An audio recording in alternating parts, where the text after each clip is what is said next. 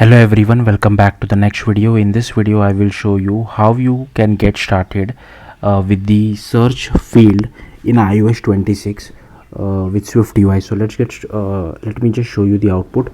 So for that, first let me just mirror my device. Sorry, I forgot to mirror my device because I want to show you guys the output on iPad as well as on the iOS device because it's a little bit different.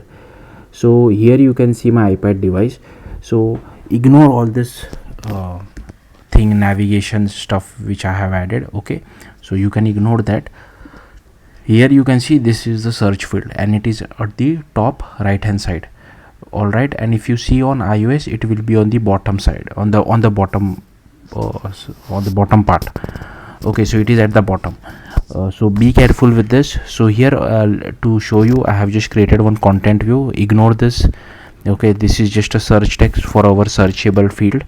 Again, these are some menu items. I have taken one navigation split view. Okay, these are the menus and these are the content and these are the details. So ignore this. You can just write whatever you feel like is right for you. And the important part for you is you need to add this searchable text and pass search text over here. If you have toolbar items, you can minimize it using search toolbar behavior equal to dot minimize as well. Okay, and these are all the struct class which I was using inside our navigation stack. There is one more thing which I want to show you.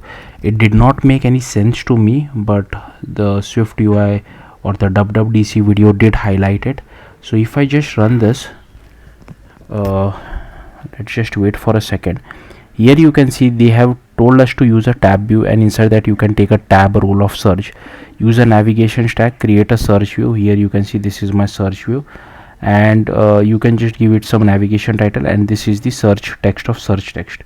Okay, now but if I have other items inside our tab view like normal items or like a profile view, then you will get an error. That's why I have commented this out, so you will have to be careful.